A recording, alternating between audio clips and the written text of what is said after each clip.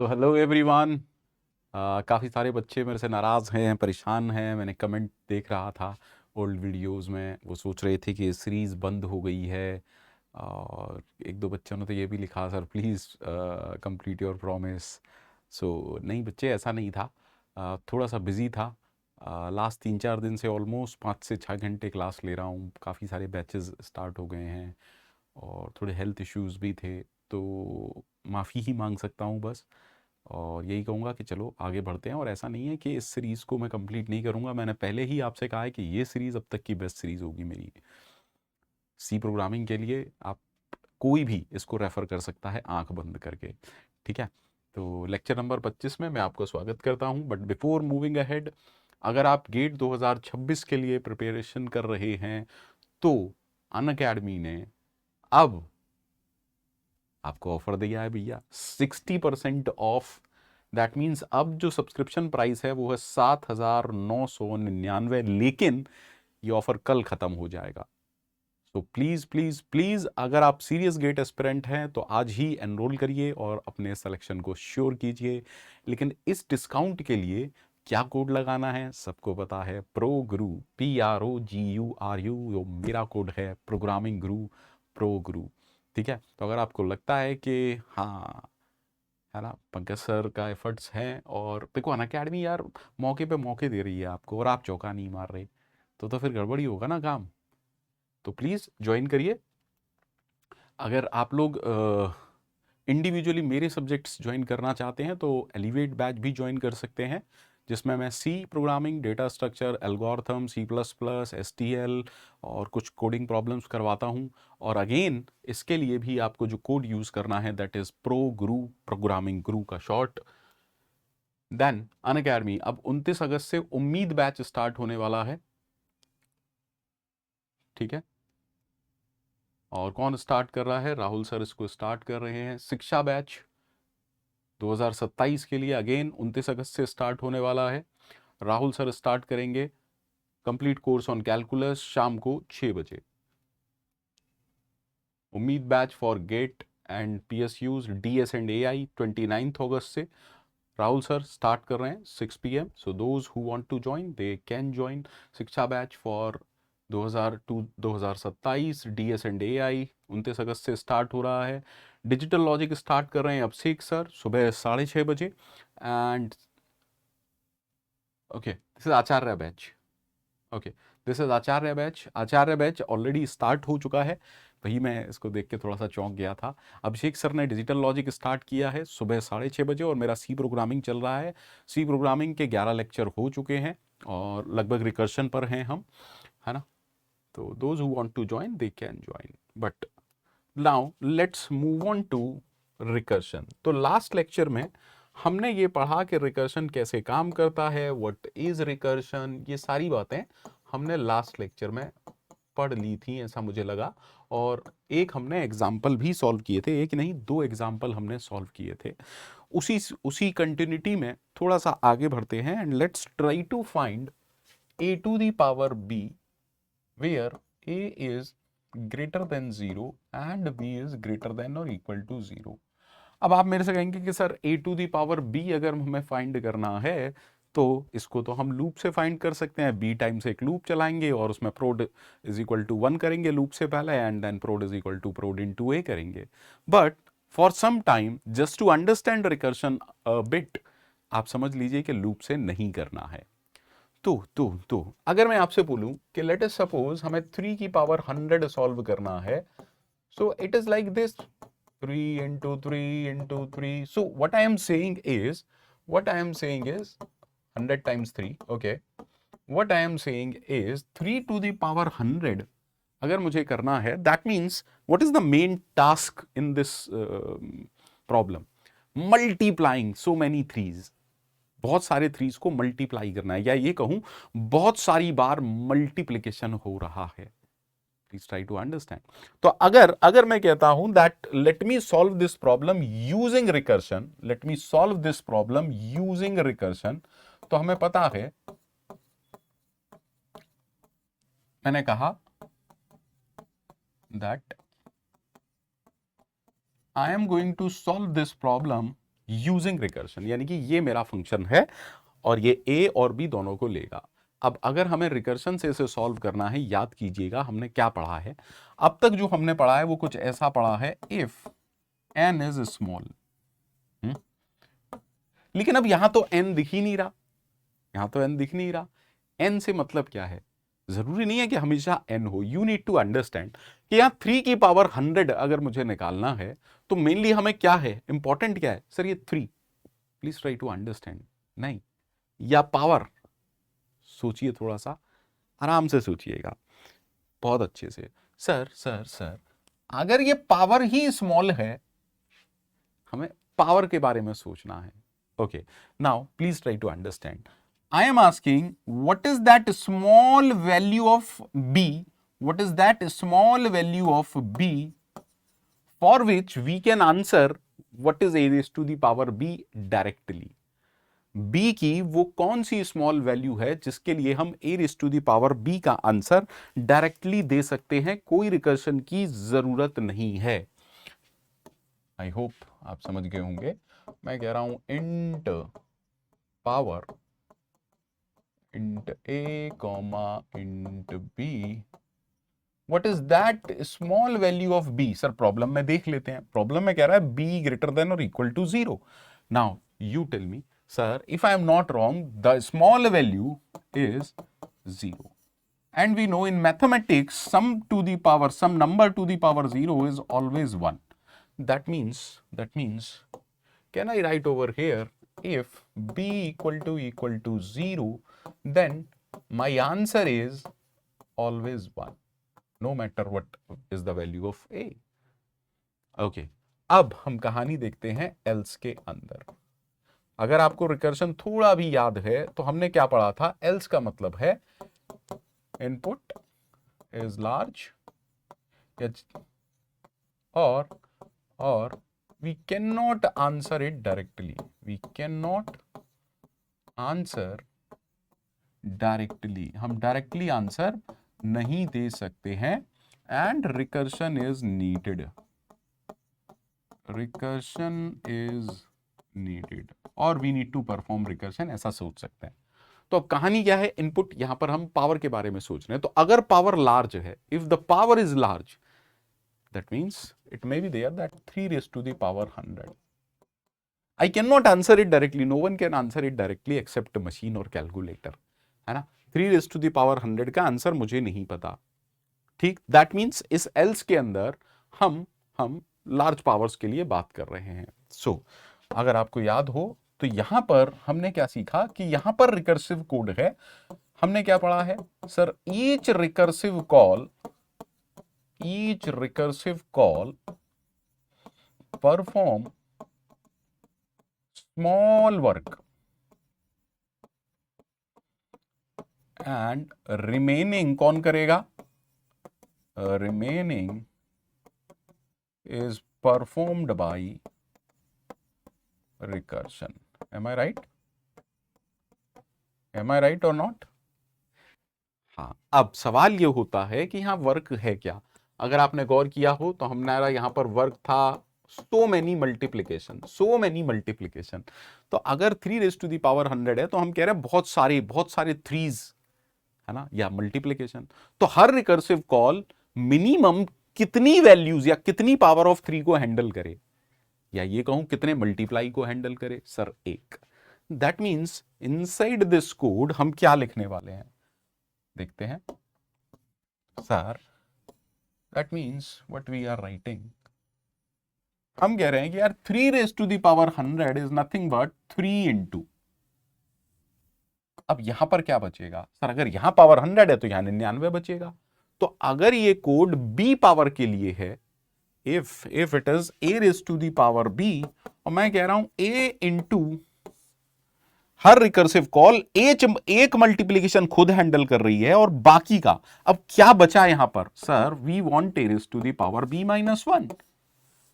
so please understand, can I directly write over here in the else part that return a into, अब यहां मुझे क्या चाहिए, यहां मुझे चाहिए कोड टू इवैल्यूएट और code to find a raised to the power b minus 1। आपको याद होगा ऐसा कौन सा मैजिकल फंक्शन है जो a raise to the power something लौटा रहा है? ये खुद फंक्शन पावर, तो power of A comma b a की पावर बी देता है। अगर मुझे ए की पावर बी माइनस वन चाहिए, what should I write? Sir write the same function but with different argument. तो हमें क्या करना है सर, यहां पर आपको पावर फंक्शन लिखना है ए कॉमा बी माइनस वन। हो गया। देखिए कितना ब्यूटीफुल कॉन्सेप्ट है यार रिकर्जन। चलिए इसको देखते हैं एक बार। मान लीजिए कोई मेरे से कहता है that we need to find power 5,3। Code देखिएगा। सबसे पहले अगर आप गौर करें, क्या इफ कब चलेगा? जब बी जीरो होगा, अदरवाइज एल्स चलेगा। ठीक है, तो कन्फर्म एल्स वाला कोड चलेगा because B is not zero. और एल्स वाला कोड क्या कहेगा? Return A into power of A comma B minus one. So 3 minus 1 is 2। अब सवाल ये है, अगर मल्टीप्लाई की बात की जाए, यहां वैल्यू है लेकिन यहां वैल्यू नहीं है, दैट मीन जब तक यहां वैल्यू नहीं आएगी मल्टीप्लिकेशन परफॉर्म नहीं होगा। That means we need to evaluate what is the value of this. That means again function is being called. तो अब मैं आपसे पूछूं इफ चलेगा या एल्स? सर फिर से एल्स चलेगा। तो इसका आंसर होगा 5 into power of 5 comma 2 minus 1 that is 1। अब अगेन क्योंकि b जीरो नहीं है, अगेन एल्स पार्ट चलेगा और ये बोलेगा 5 इंटू पावर ऑफ 5 कोमा 0। अब देखिए जब ये चलेगा तो इफ चला और इफ बोलेगा रिटर्न, दैट मीन्स इफ बोल रहा है रिटर्न करो, इट्स लाइक रिटर्न करो 1। लेकिन रिटर्न किसको होगा? जिसने इसे कॉल किया है। दैट मीन्स यहां पर वैल्यू आ जाएगी 1। जैसे ही यहां पर वैल्यू आई, 5 इंटू 1 परफॉर्म होगा और वो इसको रिटर्न करेगा 5। अब जैसे यहां पर वैल्यू आई 5 इंटू 5, वो यहां पर वैल्यू रिटर्न करेगा दैट इज 25। और जैसे यहां वैल्यू आई 25 इंटू 5, ये इसको रिटर्न करेगा 125। That is how power of 5,3 आपको मिलेगा। प्लीज कमेंट ये समझ आया या नहीं आया मेरे बच्चों को? प्लीज कमेंट ये समझ में आया आप लोगों को या नहीं आया? थोड़ा सा फोकस करिएगा, शायद समझ में आ गया हो। चलिए अब इस फंक्शन को थोड़ा सा अच्छे से देख लेते हैं। तो हमने कहा हमारा जो फंक्शन था वो कुछ था इंट POW लिख लेता हूं, आई होप किसी को दिक्कत नहीं होगी। Int A comma int B, और हमने कहा if B equal to 0 return 1, else return a into power of a comma B minus 1। ठीक है, ऑल राइट। अच्छा ठीक है, यहां मैंने लिख लिया। एंड देन इनसाइड मेन हमने कहा void main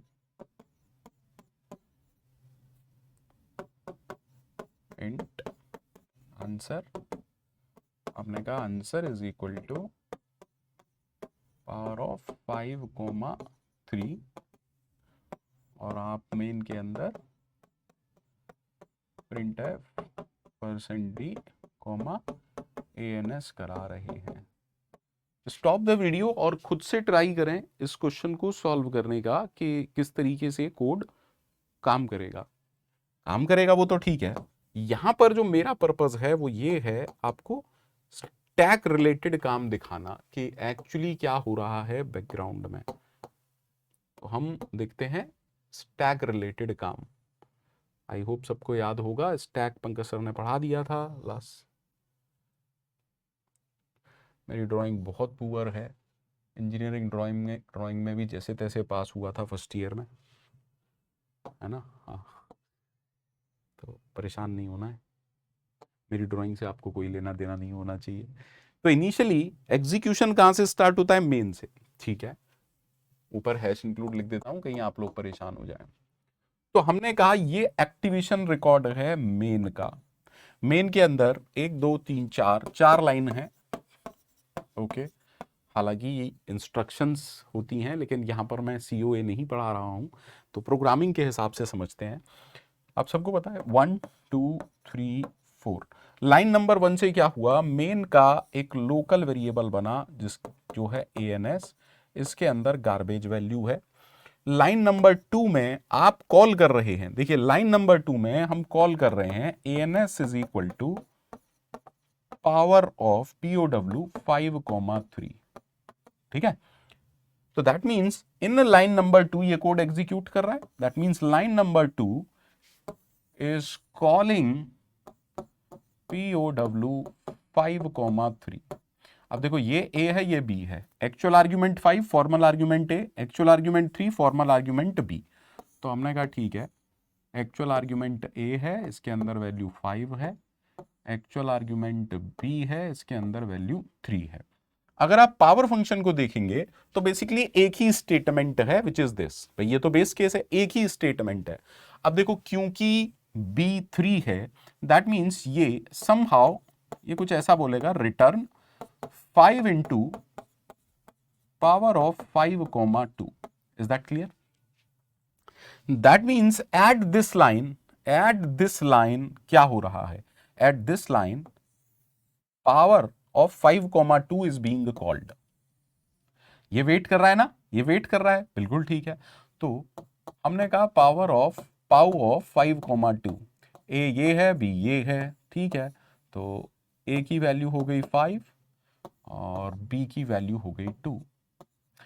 because B is not 0, ये क्या लिख रहा है, ये भी यही कह रहा है कि return A which is 5 into 5,1। अब मल्टीप्लाई तो तब होगा जब यहां पर वैल्यू होगी, दैट मीन्स ये फंक्शन कॉल कर रहा है power of 5,1। That means now 5,1 is being called. तो ए की वैल्यू ये, बी की वैल्यू ये, आपने कहा ए के अंदर 5 है, बी के अंदर 1 है, एंड अगेन बिकॉज बी 0 नहीं है, ये बोलेगा return 5 into power of 5,0। That means at this line क्या हो रहा है सर, 5,0, ए ये है, बी ये है। अब ये फंक्शन क्या देगा, क्योंकि b इज इक्वल टू 0 है, ये रिटर्न कर देगा डायरेक्टली वैल्यू 1। लेकिन रिटर्न किसको करेगा, अरे जिसने इसे कॉल किया था। दैट मीन्स यहां से वैल्यू आ रही है इसके अंदर 1। अब इसका काम खत्म, कोई एक्टिवेशन रिकॉर्ड खत्म। अब जब यहां पर 1 आई तो 5 इंटू 1 5 हो गया, और ये रिटर्न कर रहा है, लेकिन ये रिटर्न किसको करेगा भाई, जिसने इसे कॉल किया था। दैट मीन्स यहां से 5 वैल्यू आ रही है यहां पर। ओके, अब जैसे यहां 5 आया, 5 इंटू 5 25, ये रिटर्न करेगा। कहानी ये किसको करेगा भाई, जिसने इसे कॉल किया था, दैट इज यहां पर आ गया 25। अब 25 इंटू 5 रिटर्न करेगा ये 125। फिर से वही कहानी है, किसको करेगा भाई, जिसने इसे कॉल किया था। तो यहां से 125 आई, यहां देखिए ये सारे एक्टिवेशन रिकॉर्ड खत्म। अब ये 125 कहां स्टोर होगा, ANS के अंदर। दैट मींस लाइन नंबर 2 से अब 125 यहां पर हो गया। अब जब सब कुछ हो चुका, लाइन नंबर 3 एग्जीक्यूट करेगी, तो वो कहेगी print F that is 125।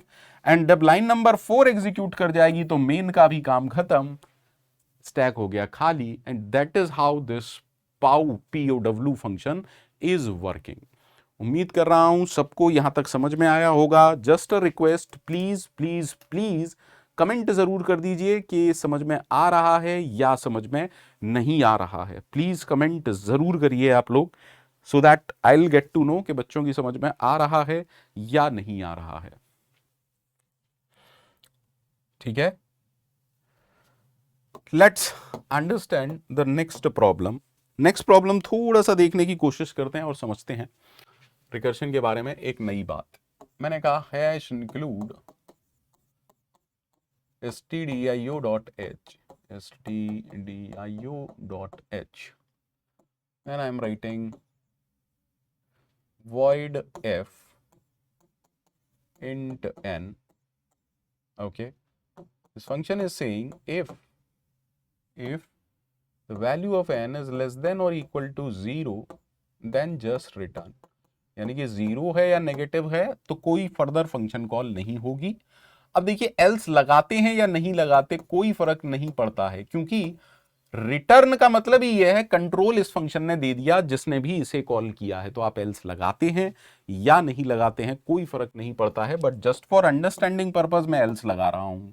Else printf %d comma n and call the same function for one less argument, ये हो गया, ये हो गया, and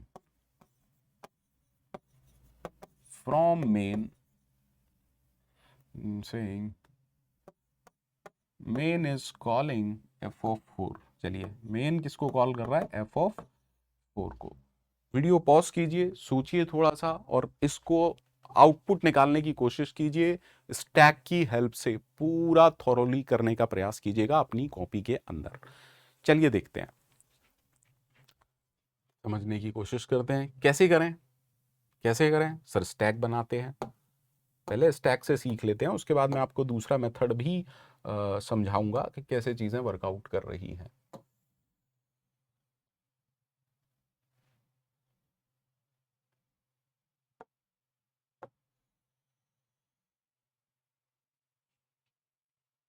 ठीक है,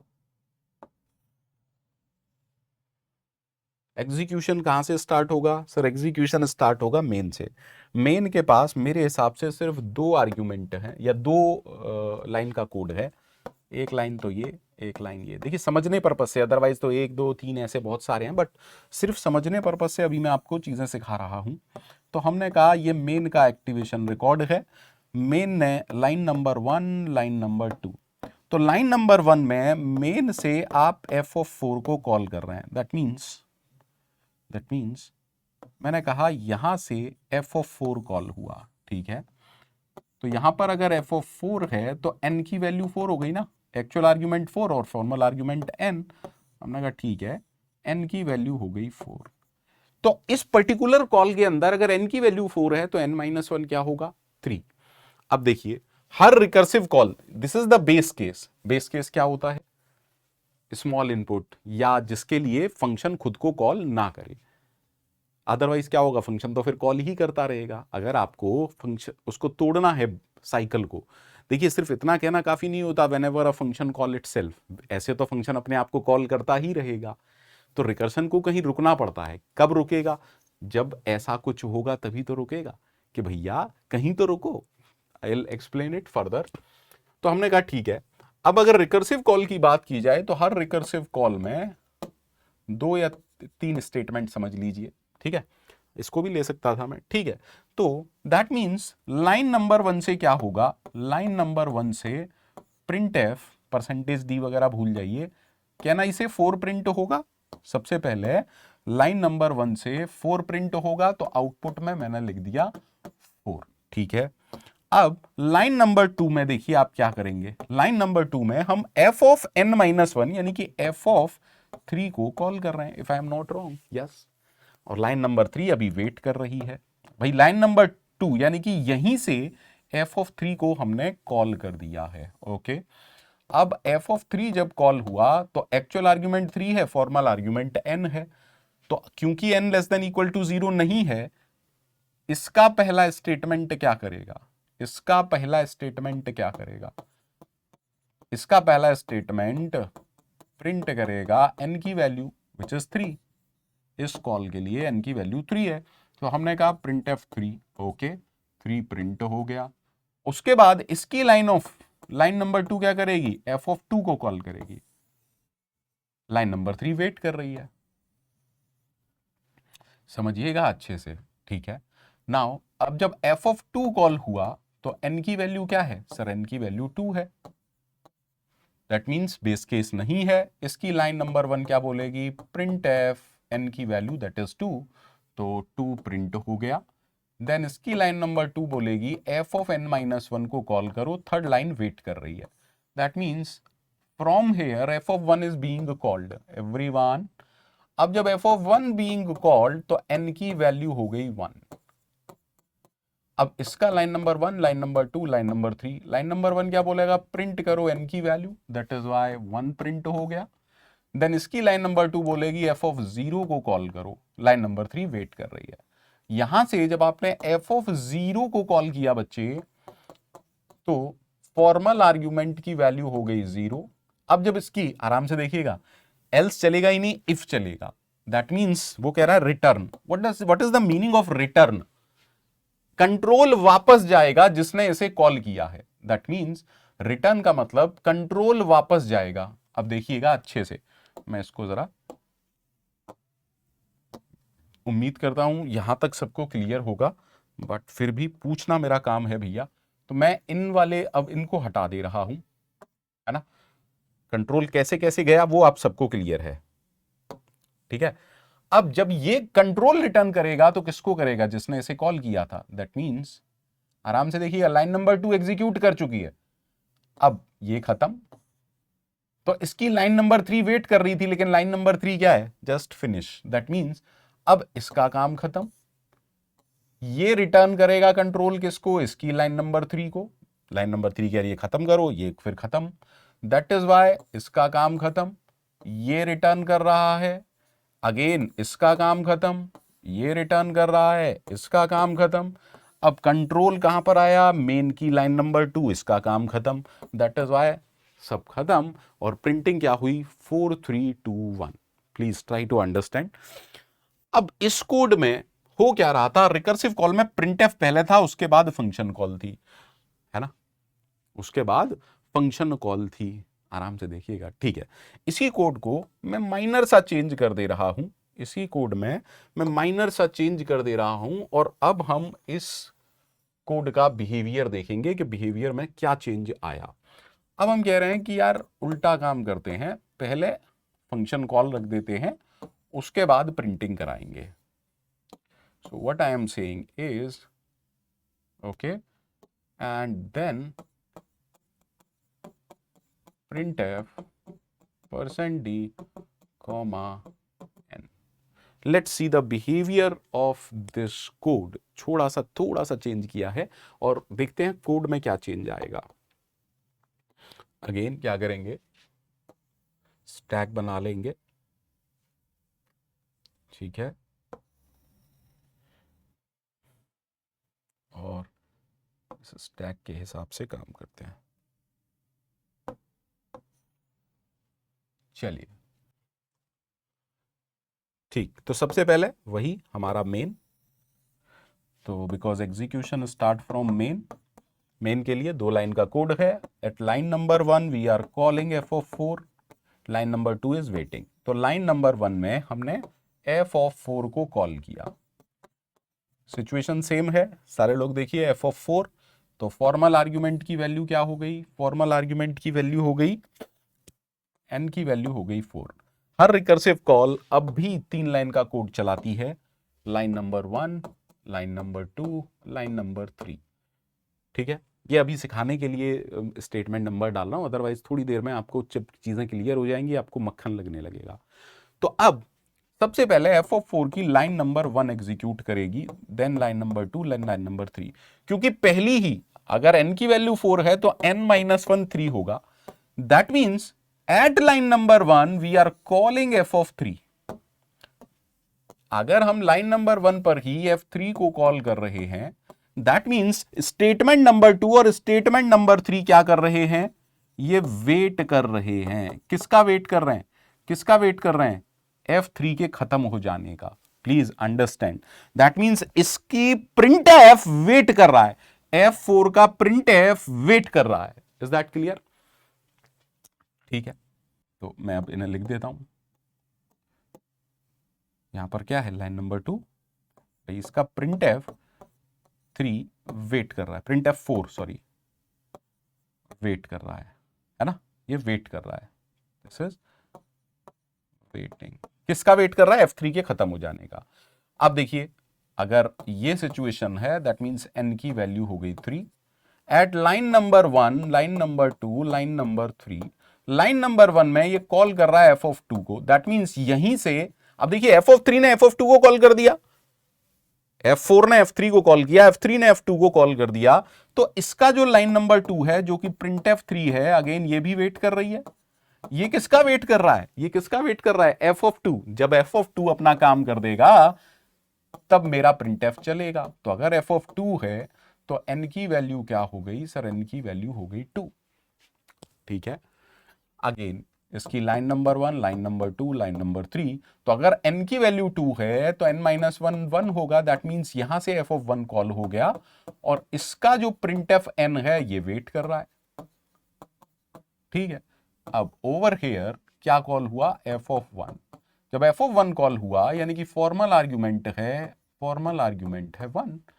अब इसका लाइन नंबर 1 क्या बोलेगा? f of n माइनस 1 यानी f of 0 को कॉल करो, print f1 and line number 3। तो अब हुआ क्या? अब f of 0 कॉल हो गया, that means print f1 wait कर रहा है किसका? f of 0 का। अब अच्छे से देखिएगा, अगर f of 0 है तो n की वैल्यू 0 है। अभी तक कोई प्रिंटिंग नहीं हुई है, अभी तक कोई प्रिंटिंग नहीं हुई है बेटा। लेकिन हुआ क्या है वो अगर समझा जाए, अभी तक हुआ क्या है वो अगर समझा जाए तो हुआ कुछ ऐसा है।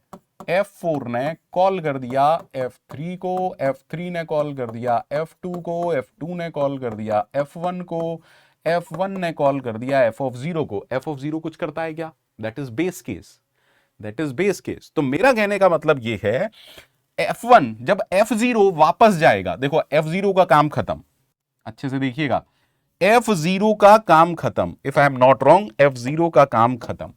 तो जब इसका काम खत्म, ये कंट्रोल वापस किसको देगा? ये कंट्रोल वापस किसको देगा? You tell me. कंट्रोल जो वापस आएगा वो F1 के पास आएगा ना। कंट्रोल वापस आया F1 के पास, तो F1 का प्रिंटफ चलेगा। दैट इज वाई सबसे पहले जो प्रिंटफ चलेगा वो F1 का चलेगा। दैट इज वाई अब प्रिंटफ 1 प्रिंट होगा। ओके, फिर लाइन नंबर 3 चलेगी, एवरीथिंग इज ओके। अब कैन आई से कि यहां तक अब F1 का काम खत्म हो गया। अब ये कंट्रोल किसको वापस देगा? F2 को। F2 का प्रिंट F2 वेट कर रहा था, तो अब 2 चला, लाइन नंबर 3 चली। Is that okay? Line number 3 चली, अब कंट्रोल वापस गया F3 के पास। Is that okay? अब क्या होगा? इसका प्रिंट F3 चलेगा, ओके। देन लाइन नंबर 3 चलेगी, इसका भी काम खत्म, भाई इसका वेट ओवर। अब क्या होगा? कंट्रोल वापस गया F4 के पास। जब F4 के पास गया तो इसका प्रिंटफ चलेगा, फिर ये चलेगा, इसका काम खत्म, कंट्रोल वापस गया, मेन की सेकेंड लाइन खत्म, मेन खत्म। सो व्हाट इज द आउटपुट? 1 2 3 4। दोनों ही केस में गौर करिएगा इस कोड में और पुराने कोड में क्या अंतर था, उसके बाद अपन लोग बात करेंगे।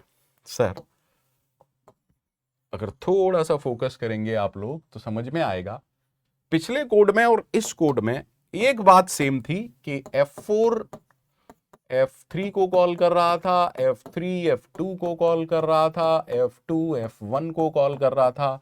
F0 बेस केस है, वो कुछ करता नहीं है। इस केस में प्रिंटिंग पहले 1 की हुई, देन 2 की हुई, देन 3 की हुई, देन 4 की हुई। ऐसा क्यों हुआ? क्योंकि जो प्रिंटफ स्टेटमेंट था, ये जो प्रिंटफ स्टेटमेंट था ये रिकर्सिव कॉल के बाद में लिखा हुआ है, रिकर्सिव कॉल के बाद में लिखा हुआ है। दैट मीन्स कैन आई से जो स्टेटमेंट रिकर्सिव कॉल के बाद में लिखे होते हैं वो उल्टे ऑर्डर में एग्जीक्यूट करते हैं, क्योंकि वो वेट कर रहे हैं। F4 F3 का वेट कर रहा है, F3 F2 का वेट कर रहा है, F2 F1 का वेट कर रहा है, F1 F0 का वेट कर रहा है। तो F0 F1 को देगा ना कंट्रोल, F4 को थोड़ी ना देगा। दैट इज वाई सबसे पहले इसका प्रिंटफ चला, देन इसका प्रिंटफ, देन इसका प्रिंटफ, देन इसका printf. That means I need to write over here statements written after recursive call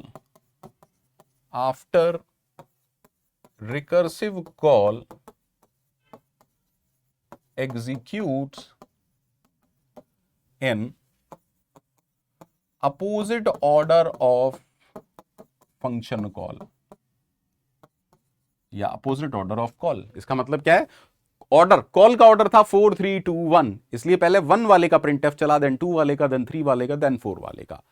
अच्छा, पिछले फंक्शन में ऐसी कहानी थी क्या? पिछले फंक्शन में ऐसा था क्या? नहीं, ये स्टेटमेंट रिकर्सिव कॉल के पहले लिखा हुआ है।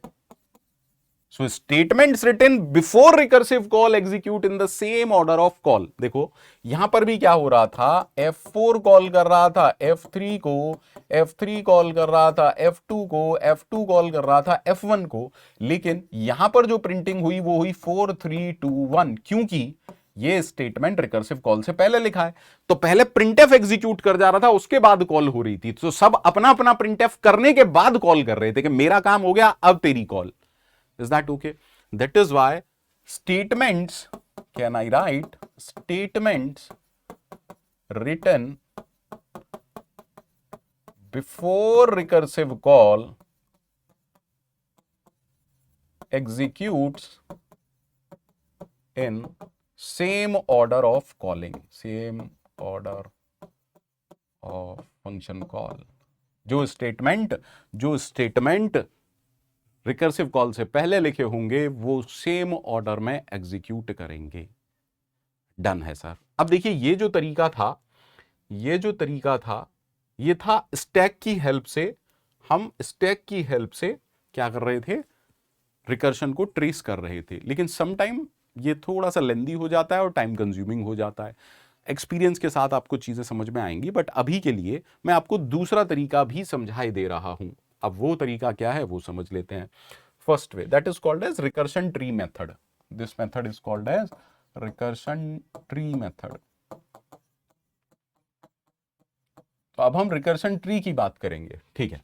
मैं सेम कोड ले रहा हूं, लाइक हैश इंक्लूड stdio.h, मैंने कहा void f int n, over here I am writing if n is less than or equal to 0, just return, else,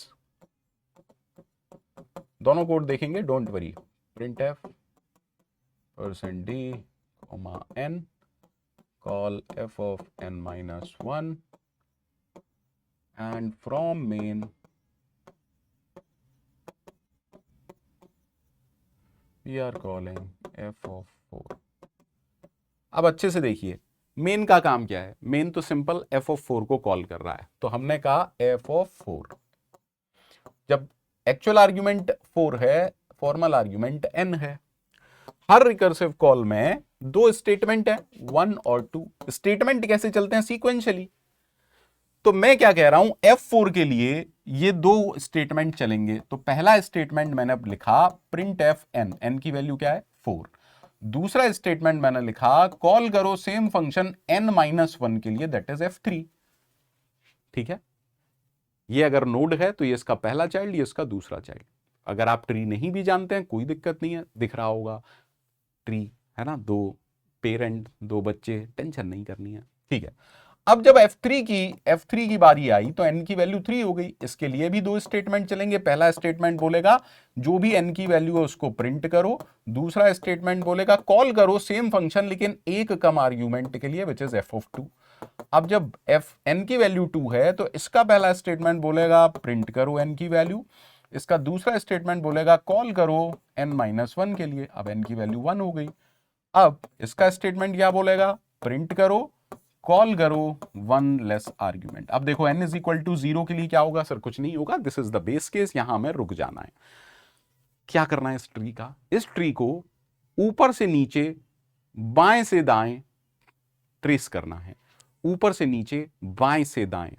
ठीक है, तो मैंने कहा यहां से चले, जैसे ही हमें प्रिंटएफ मिला, सबसे पहले प्रिंटएफ मिला, मैंने प्रिंट कर दिया।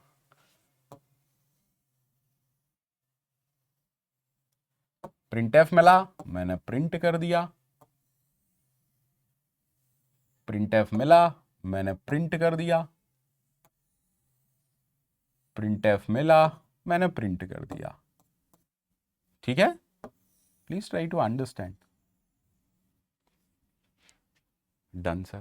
तो आउटपुट क्या है, 4 3 2 1। दूसरा वाला कोड देखते हैं, उसके बाद कुछ डिस्कशन करेंगे कि कैसे ये चीजें वर्कआउट कर रही हैं। चलिए, तो हमने कहा इसको अभी हटा देते हैं। डन। दूसरा कोड क्या था, दूसरा कोड ये था कि हम printf को बाद में लगाएं और fn-1 को पहले। तो हमने कहा सबसे पहले f of n-1 करते हैं, देन हम करते हैं printf %d, n। अब सोचना है इसके बारे में अच्छे से, ठीक है। हमने कहा देखिए मेन का काम अब भी वही है, f of 4 को कॉल करना, n की वैल्यू है 4।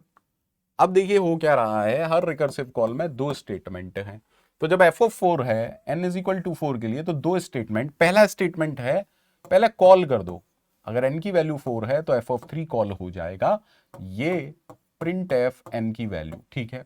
f of 3 क्या बोलेगा भाई, n इज इक्वल टू 3 है, इसका पहला स्टेटमेंट बोलेगा f of 2, दूसरा बोलेगा प्रिंट करो n की वैल्यू। भाई इस कॉल के लिए n 3 है, यहां पर n की वैल्यू क्या है 2, तो इसका पहला स्टेटमेंट बोलेगा f of 1, then print f2, n की वैल्यू यहां क्या है 1, इसका पहला स्टेटमेंट बोलेगा f of 0 and then print f1। अच्छे से देखिएगा, अच्छे से देखिएगा, अगर मैं इसे ट्रेस करता हूं तो हो क्या रहा है, f of 4, देखिए f of 4 ने f of 3 को कॉल कर दिया, f of 3 ने f of 2 को कॉल कर दिया, f of 2 ने f of 1 को कॉल कर दिया। समझिएगा what I am trying to say is, अगर आप थोड़ा सा गौर करें, ये किसका ट्री है sir, forget everything, can I say this is the tree for f of 3, यानी कि f of 4 का पहला स्टेटमेंट f of 3 है, जब ये पूरा चल जाएगा उसके बाद ही printf चलेगा ना, इसीलिए f of 4 का printf सबसे लास्ट में चलेगा, क्योंकि printf वेट कर रहा है, तो सबसे लास्ट में आएगा, सबसे पहली कॉल है f4 की, लेकिन इसका जो स्टेटमेंट वेट कर रहा है वो सबसे लास्ट में चलेगा, क्योंकि पहले f3 चलेगा, f3 का ये printf 3। अब देखिएगा अगर मैं f of 3 के बारे में सोचता हूं तो ये f of 2 है, जब f of 2 खत्म हो जाएगा उसके बाद f3 का printf चलेगा। That is why please try to understand, जो मैंने कहने की कोशिश की। अगर समझ में आ गया है बहुत अच्छी बात है, नहीं आया तो और अच्छी बात है। अब देखिए f of 4 ने कॉल किया f of 3, f of 3 ने f2, f1, f0, print f1, print हो गया 1। अब देखिए समझिए, जब मैं यहां पर आ रहा हूं, यानी कि ये f1 की f1, आराम से देखिएगा, f0 और प्रिंट f1 जब हो गया, दैट मींस f1 के दोनों स्टेटमेंट चल चुके, यानी कि f1 एग्जीक्यूट कर चुका, लेकिन f1 f2 का पहला स्टेटमेंट था। एट दिस पॉइंट f1 का एक्टिवेशन रिकॉर्ड डिलीट हो गया। अब प्रिंट f2, क्योंकि f2 का ये वाला स्टेटमेंट वेट कर रहा था, okay, after this can I से f2 पूरा एग्जीक्यूट कर गया, जी हां, f3 का second statement that is print f3 चलेगा, फाइनली प्रिंट f4 चलेगा। So the output of this particular code is 1 2 3 4। सारे लोग प्लीज कमेंट जरूर करें ये समझ में आया या नहीं आया। अगर आप लोग कमेंट नहीं करेंगे तो मुझे कैसे समझ में आएगा कि क्या चल रहा है। So please please please comment जरूर करिए, ठीक है। उम्मीद करता हूं यहां तक आप सभी को समझ में आ गया होगा। देखिए ये क्वेश्चन सेम क्वेश्चन है, डोंट वरी, इसकी बात बाद में करेंगे क्योंकि ये क्वेश्चन हम कर चुके हैं। अब देखिए एक जबरदस्त क्वेश्चन है, what is the output of f of 4, कैसे करना है। अभी के लिए मैं चाहूंगा कि आप लोग इसे ट्री मेथड से सॉल्व करें, ठीक है। तो अगर ट्री मेथड से आप सॉल्व करना चाहते हैं, आपने कहा f of 4, मैंने कहा ठीक है f of 4 है, तो मैंने डायग्राम बना लिया f of 4 का, n की वैल्यू हो गई 4। अच्छे से देखिएगा, हर रिकर्सिव कॉल में 3 स्टेटमेंट चलते हैं। पहला कहता है f of n-1 कॉल करो, तो अगर n की वैल्यू 4 है तो पहला स्टेटमेंट बोलेगा f of 3 को कॉल करो, दूसरा बोलेगा प्रिंट करो n की वैल्यू, तीसरा बोलेगा f of 3 को कॉल करो। अब जब ये f of 3 वो चलेगा तो इसका पहला स्टेटमेंट होगा 2 को कॉल करो, 3 को प्रिंट करो, 2 को कॉल करो। इसका पहला स्टेटमेंट बोलेगा f of 1 को कॉल करो, प्रिंट करो 2 को, f of 1 को कॉल करो। इसका पहला स्टेटमेंट बोलेगा f of 1 को कॉल करो, प्रिंट करो 2 को, f of 1 को कॉल करो। अच्छे से देखिएगा, इसका पहला स्टेटमेंट क्या बोलेगा, f of 0 को कॉल करो, प्रिंट करो 1 को, एफ ऑफ 0 को कॉल करो, same over here, F of 0 को कॉल करो, प्रिंट करो 1 को, एफ ऑफ 0 को कॉल करो, सेम सेम सेम इसके लिए भी F of 0 print F 1, F of 0 इसके लिए भी F of 0 print F 1, F of 0। उम्मीद करता हूं ये समझ में सबको आया होगा, ऐसी उम्मीद कर रहा हूं, बस जरूरी नहीं है कि आया हो। ठीक है, अब देखिए अच्छे से समझिएगा, मैंने कहा एफ ऑफ 3, मैं इसका डायग्राम बना नहीं रहा, क्यों नहीं बना रहा अभी थोड़ी देर में बताऊंगा। सर यहां पर बहुत लंबा ट्री है, बड़ा सा ट्री है ठीक है, एक बात मुझे समझाओ, जो भी इस एफ ऑफ 3 का आउटपुट होगा वही इसका आउटपुट होगा ना। अगर आपको समझ में आए अच्छी बात है, नहीं आए तो कमेंट करिएगा, मैं दोबारा इस क्वेश्चन को ले लूंगा। ठीक है, तो हम इसको जरा आउटपुट निकालने की कोशिश करते हैं। तो हमने कहा एफ ऑफ 4, सबसे पहले प्रिंट एफ 1, देखिए एफ ऑफ 0 कुछ नहीं कर रहा है, अब आया print F 2, F of 0 print F 1। अच्छे से देखिए, एट दिस लाइन, यहां पर एट दिस पॉइंट क्या ना, इसे F2 खत्म हो गया और जो कुछ भी आया है वो F2 का आउटपुट है। हाँ, क्यों कह रहा हूं, आगे काम आएगा।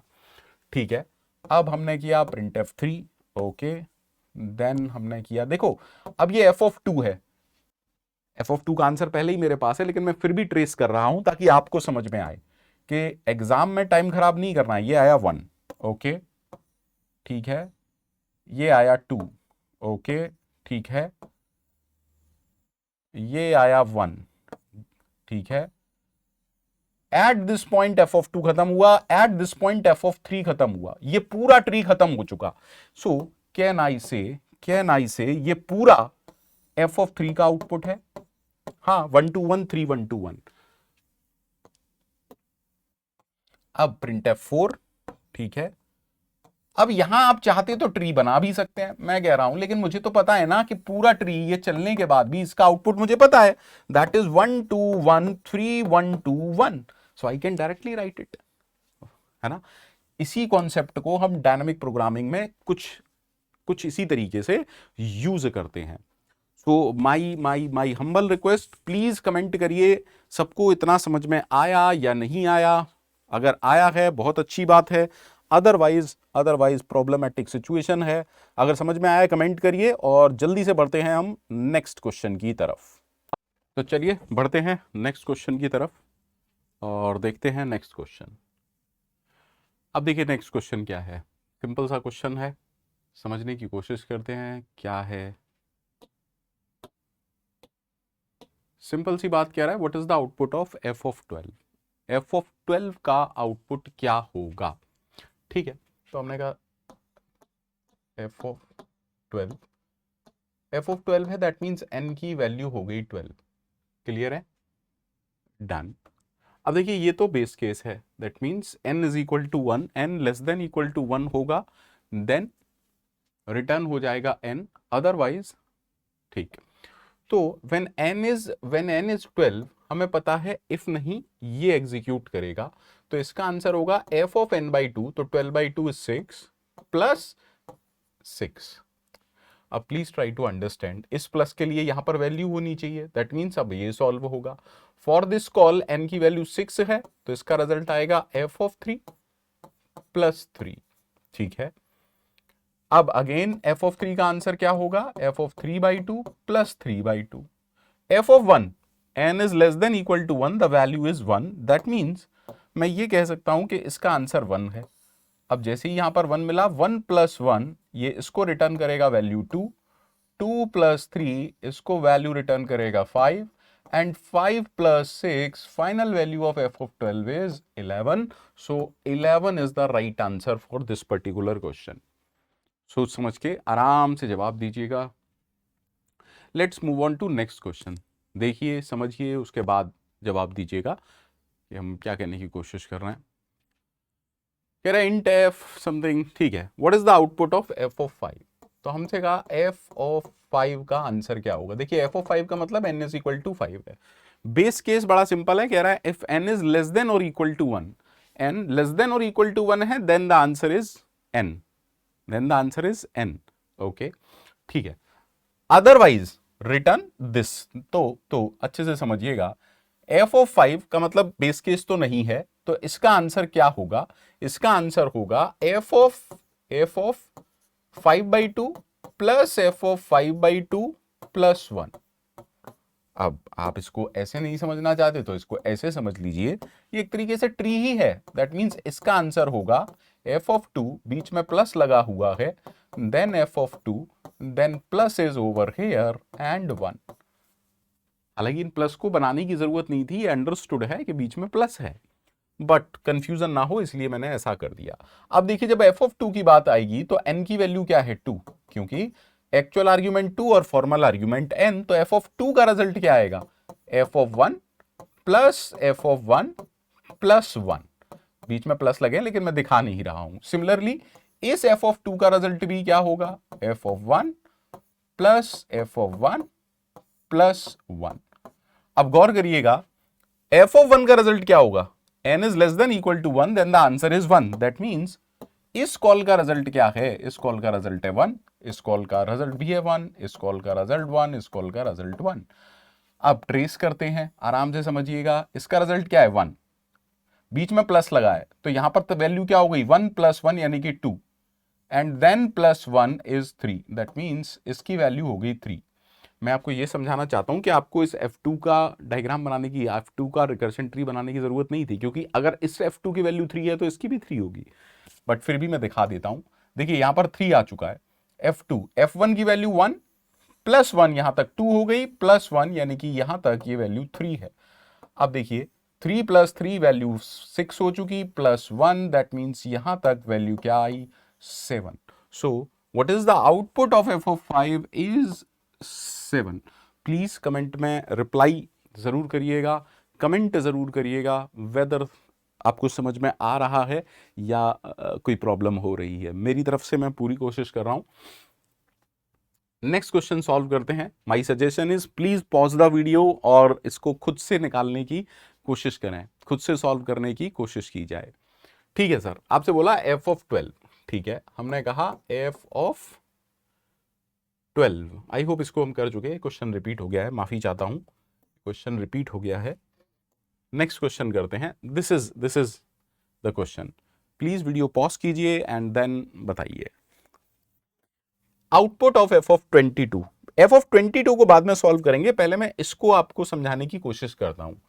अगर n कोई इवन नंबर है, if n is a even number, then what is n mod 2? पक्का ये 0 होगा। इफ आई से n की वैल्यू 4 है, लेट अस सपोज n की वैल्यू 4 लेता हूं, then 4 mod 2 is nothing but 0। तो अगर मैं आपसे ये बोलूं if 4 mod 2, it is as same as if 0, और 0 का मतलब होता है false. Please try to understand. मैं जो बताने की कोशिश कर रहा हूं इस क्वेश्चन को सॉल्व करने के लिए, सबसे पहले एक बेसिक अंडरस्टैंडिंग जरूरी है। तो मैंने कहा n mod 2, दैट मीन्स अगर इवन नंबर है तो n mod 2 0 है, और अगर इफ के अंदर n mod 2 लिखा हुआ है तो वो फॉल्स हो जाएगा। दैट मीन्स अगर n इवन नंबर है तो यहां फॉल्स आएगा और ये नहीं चलेगा। Please try to understand. और अगर n ऑड है तो यहां 1 आएगा। दैट मीन्स ये वाला कोड कब चलेगा? जब n की वैल्यू ऑड है, और ये वाला कोड कब चलेगा? जब n की वैल्यू इवन है। उम्मीद करता हूं ये आप सबकी समझ में अच्छे से आ गया होगा। ठीक है, दैट मीन्स इतनी कहानी हमें समझ में आ गई कि n की वैल्यू ऑड है तब ये चलेगा, n की वैल्यू इवन है तो ये चलेगा। ओके, अब हमने कहा f ऑफ 22 का रिजल्ट क्या होगा? f ऑफ 22, तो n की वैल्यू है 22। अब देखिए जब n की वैल्यू 22 है, दैट मीन्स ये वाला कोड चलेगा ना, इवन वाला। n is even, because n is even, इसका आंसर आएगा 22/3 which is 7 plus the value of n is 20। इस कॉल के लिए n की वैल्यू 22 है। डन। अब जब ये वाली कॉल चलेगी, चलानी पड़ेगी क्योंकि प्लस के लिए वैल्यू चाहिए। आई होप इतना पार्ट तो सारे लोग समझ चुके होंगे कि कैसे कैसे काम हो रहा है। अब हमने कहा for this call the value of n is 7 which is odd. That means इसका रिजल्ट क्या होगा? ये वाला, that is return f of n by 2, so 7 by 2 is 3 plus 7. Again n is odd, तो इसका रिजल्ट क्या होगा, f of 3 by 2 plus 3. Now f of 1 is the base case. See, base case, ठीक है. That is why what is the value of f of 1 is 1. Now 1 plus 3 is 4. That is why इसका answer है 4. 4 plus 7, 11 return होगा इसको, and 11 plus 22, the final answer is 33. If I am not wrong, अगर मैं गलत नहीं हूं तो 22, 7, 32 plus 1. So the answer for this question is yes, is 33. Please comment ज़रूर करिएगा. क्वेश्चन आपसे सॉल्व हो रहे हैं, नहीं हो रहे, एक बेसिक आइडिया आपको लग रहा है या नहीं लग रहा कि रिकर्शन कैसे काम करता है. इस सेशन में मैं आपको बहुत सारी प्रॉब्लम सॉल्व करवाऊंगा, लेकिन आपको ये समझना है व्हाट इज कैसे काम करता है. ठीक है. आउटपुट ऑफ f ऑफ 11, हमने कहा f ऑफ 11 का आउटपुट क्या होगा, तो n की वैल्यू हो गई 11. ठीक है. डोंट वेरी एज्यूम ये सब. वाई शुड आई एज्यूम जब मेरे से आउटपुट पूछा है. ठीक है ना. प्लीज अंडरस्टैंड कि इतना ही कोड है. Output of f of 11. अब अगर f ऑफ 11 है, see what is the base case. The base case is n is equal to 0. क्या n इज इक्वल टू 0 है? नहीं. दैट मीन्स ये दो लाइन का कोड चलेगा. पहले लाइन क्या कह रहा है, कॉल करो फन ऑफ, कॉल करो, अच्छा जस्ट अ मिनट, यहां f है और यहां फन है, परेशान मत होइएगा, दैट्स अ टाइपिंग एरर. तो आप इसे फन ऑफ 11 भी लिख सकते हैं. तो मैं जरा माफी चाहूंगा, और मैंने कहा फन ऑफ 11. अब फन ऑफ 11 है, दैट मीन्स n की वैल्यू 11 है. हमने रिकर्शन ट्री देखा है. हर रिकर्सिव कॉल के लिए यहां दो स्टेटमेंट है. पहला स्टेटमेंट कॉल करता है सेम फंक्शन को लेकिन n/2 के लिए. तो अगर यहां 11 है तो यहां आ जाएगा 5. और दूसरा स्टेटमेंट कहता है प्रिंट करो n mod 2. तो बेटा 11 mod 2 मेरे हिसाब से 1 होगा. जी हाँ. अब जब ये वाली कॉल चलेगी तो n की वैल्यू 5 है. ये बोलेगा कॉल करो f of fun of n/2 which is 2 and then print करो 5 mod 2. 5 mod 2 क्योंकि ऑड वैल्यू है, प्रिंट करो 1. जब फन ऑफ 2 चलेगा, अगेन बेस केस नहीं है, दैट मीन्स ये कॉल करेगा fun of 2/2 which is 1 and बोलेगा प्रिंट करो 2 mod 2 which is 0. Now when fun is 1, still ये बेस केस नहीं है, तो ये बोलेगा कॉल करो fun of 1/2 which is 0 and then print करो 1 mod 2 which is 1. At this point you need to stop because it is base case, n is equal to 0 है, return है ना. हालांकि हाँ, दिस इज अनदर एरर. इस question के अंदर सिर्फ रिटर्न है, रिटर्न 0 नहीं है क्योंकि the return type is void. ठीक है सर, कहानी इज डन. अब हमें इसको ट्रेस करना है. सिंपल. तो अगर आपको ट्रेस करना है, you will trace it like this way. First value जो प्रिंट होगी वो होगी 1. सेकेंड वैल्यू जो प्रिंट होगी वो होगी 0. नेक्स्ट वैल्यू जो प्रिंट होगी वो होगी 1. नेक्स्ट वैल्यू जो प्रिंट होगी वो होगी 1. So the output is 1 0 1 1. अगर आप गौर करें, 1 0 1 1 is nothing but the binary equivalent of 11. 11 का बाइनरी प्रिंट हो रहा है विच इज 1 0 1 1. मैं बार बार आपसे रिक्वेस्ट कर रहा हूं कि कमेंट ज़रूर करिए, है ना, बिकॉज कमेंट से ही मुझे एक आइडिया लगता है कि मेरे एफर्ट्स कहीं वेस्ट तो नहीं जा रहे. मैं काम भी कर रहा हूँ, एफर्ट्स भी दे रहा हूँ, और स्टूडेंट को मज़ा ना आए तो फिर तो धोखा टाइप हो जाएगा ना. तो कहीं ऐसा तो नहीं लग रहा है कि फ्री क्लासेस हैं तो सर क्वेश्चन से नहीं करवा रहे या थ्योरी अच्छे से नहीं पढ़ा रहे. मैं तो अपना बेस्ट दे रहा हूँ, पर फिर भी आप लोग कमेंट करेंगे तो मुझे अच्छा लगेगा. चलिए नेक्स्ट क्वेश्चन की तरफ बढ़ते हैं. अब ये क्वेश्चन जो है गेट का PYQ है. ये क्वेश्चन गेट का PYQ है. बिफोर दिस क्वेश्चन आराम से समझिएगा. क्या हम जानते हैं कॉल बाय वैल्यू और call by reference? Call by reference अभी नहीं जानते, लेकिन कॉल बाय वैल्यू जानते हैं. सर कॉल बाय वैल्यू के केस में जो भी चेंज एक्चुअल आर्ग्यूमेंट में होते हैं वो फॉर्मल आर्ग्यूमेंट में रिफ्लेक्ट नहीं होते हैं। ठीक, क्वेश्चन को सॉल्व करने की कोशिश करिएगा। एंड यहां पर एक चेंज है और ये 2018 नहीं है, ये 2048 है। नाउ ट्राई करिए, वीडियो पॉज करिए और उसके बाद आंसर दीजिए। What is the answer for this particular question. और मजा तब आए जब आप इसका रिकर्शन ट्री बनाए बिना आंसर निकालें, तब मजा आएगा। मतलब मुझे लगेगा कि हाँ बच्चे पढ़ रहे हैं।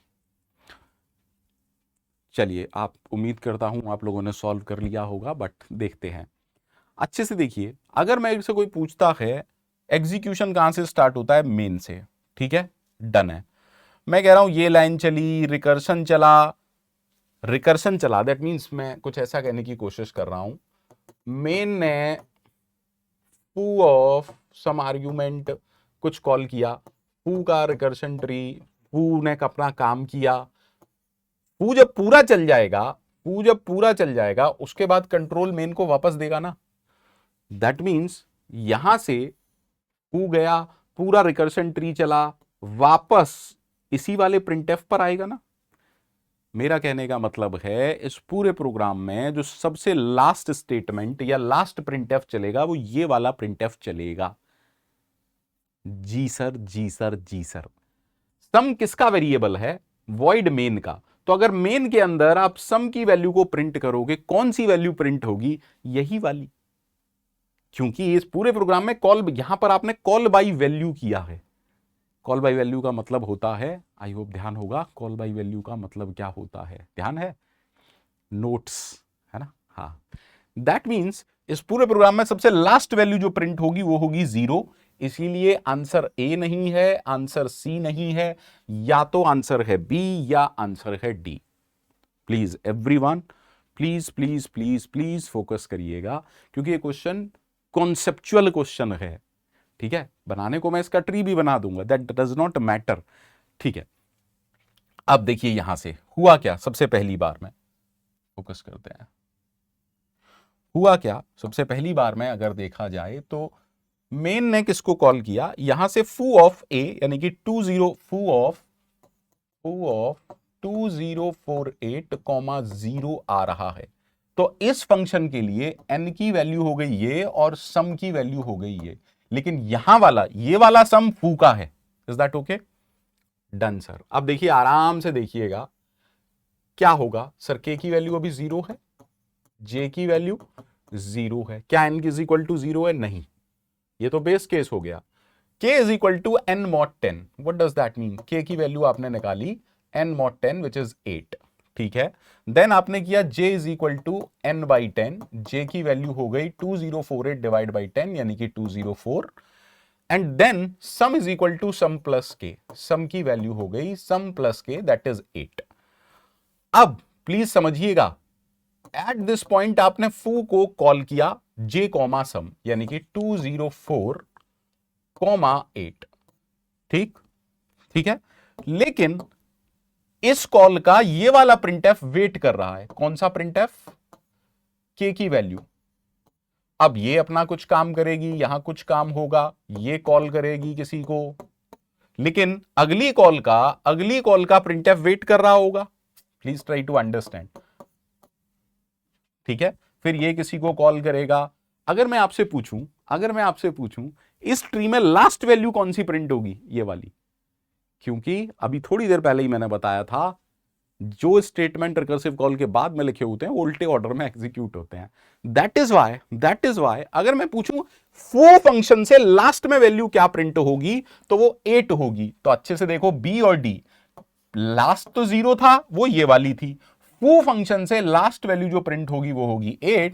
दैट इज वाई बी मेरा आंसर नहीं है, D is the right answer for this particular question. Please reply करिए, आपको समझ आया या नहीं आया, बिकॉज ये मेरे लिए जानना बहुत ही आवश्यक है। ठीक है, उम्मीद करता हूं समझ में आया होगा। Let's move on to next question. बहुत अच्छे से करिएगा, मजा आएगा आपको इस क्वेश्चन में।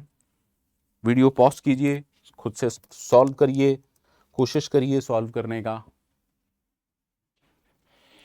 अब देखिए, आप अगर आपने कर लिया है बहुत अच्छी बात है, नहीं किया तो यहां देखिएगा, स्टैटिक वेरिएबल फंक्शन के एक्टिवेशन रिकॉर्ड का पार्ट नहीं होते हैं। स्टैटिक वेरिएबल की एक ही कॉपी बनती है, ठीक है। एंड ये लाइन दोबारा कभी नहीं चलती है, सिर्फ एक बार चलती है, वो भी एग्जीक्यूशन से पहले, ठीक है। तो अगर मेरे से पूछा जा रहा है स्टैटिक वेरिएबल, सबसे पहले मैं स्टैटिक वेरिएबल को यहां पर लिख लेता हूं, वेर की वैल्यू है 5, और मैंने ये हटा दिया बिकॉज ये लाइन कभी नहीं चलेगी। तो बेसिकली इतना पार्ट है, ठीक है। और मेन किसके साथ एसोसिएटेड है? इफ के साथ, क्योंकि इफ का स्कोप पहले सेमी कॉलन तक होता है।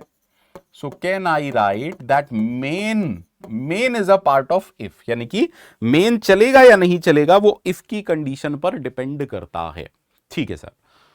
तो मेन के अंदर 3 स्टेटमेंट है। तो पहली बार में मैंने स्टार्ट किया तो मेन का पहला स्टेटमेंट है printf var minus minus, क्योंकि ये पोस्ट डिक्रीमेंट है, इसका मतलब सबसे पहले कहता है यूज करो बाद में डिक्रीज करो। दैट मींस सबसे पहले प्रिंट होगी वेर की वैल्यू विच इज 5।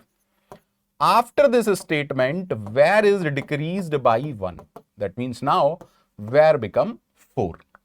अब इफ की कंडीशन चेक होगी, सोच समझ के बताइएगा। अगर मैं कहता हूं if 4 is it true, yes sir 4 is treated as true, that is why main चलेगा। उम्मीद करता हूं समझ में आया हो। अब जब ये वाला मेन चलेगा तो इसका पहला स्टेटमेंट, अगेन 3 स्टेटमेंट है, इसका पहला स्टेटमेंट होगा प्रिंट करो वेर की वैल्यू विच इज 4। देन इसका नेक्स्ट स्टेटमेंट होगा var is equal to var minus 1, so decrease करो। एंड देन इफ की कंडीशन चेक होगी, बिकॉज वेर इज 3, मैं बोल रहा हूं if 3 is again non zero का मतलब true, that is why main एक बार और एग्जीक्यूट करेगा। अब जब मेन एग्जीक्यूट करता है तो पहला स्टेटमेंट प्रिंट करो वेर की value, so it is print 3, then var is equal to var minus 1 की वजह से ये 2 हो जाएगा। And then condition is checked if 2, again क्योंकि 2 नॉन जीरो है which is true, that means main call होगा। फॉर दिस मेन सबसे पहले वेर की वैल्यू प्रिंट होगी, then var is equal to var minus 1, इसकी वजह से वेर की वैल्यू 1 हो गई। अब आप कह रहे हो इफ 1, क्योंकि 1 ट्रू है, मेन एक बार और चलेगा। अब मेन चला तो प्रिंट करेगा वेर की value, then var is equal to var minus 1, so ये हो गया 0। अब देखिए जब इफ 0 होगा, 0 is false, that means main नहीं चला, recursion is over. So what is the output? Output तो आपको पता है बट ट्रेस करके मैं दिखा रहा हूं। पहले 5 हुआ, 5 प्रिंट हुआ, are you getting? Then 4, then 3,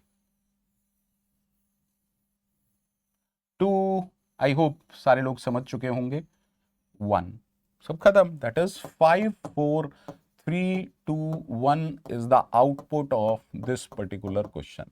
हालांकि स्टैटिक वेरिएबल में आपको बहुत कॉशियस होना चाहिए। अगले आने वाले कुछ क्वेश्चंस में आपको ये समझ आएगा कि कब स्टैटिक वेरिएबल में आपको बहुत ज़्यादा कॉशियस रहना है, ठीक है। चलिए आराम से सॉल्व करिएगा, थोड़ा सा ट्विस्ट है, पिछले क्वेश्चन जैसा नहीं है ये क्वेश्चन, थोड़ा सा ट्विस्ट है।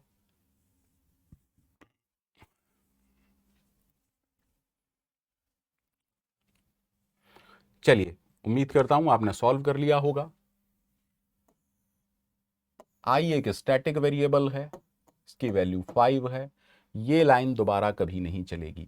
तो मेन के अंदर सीधे पहले इफ चलता है। दैट मींस अगर मैं मेन की बात करूं, क्योंकि ये प्री डिक्रीमेंट है, सबसे पहले i is equal to i minus 1 होगा।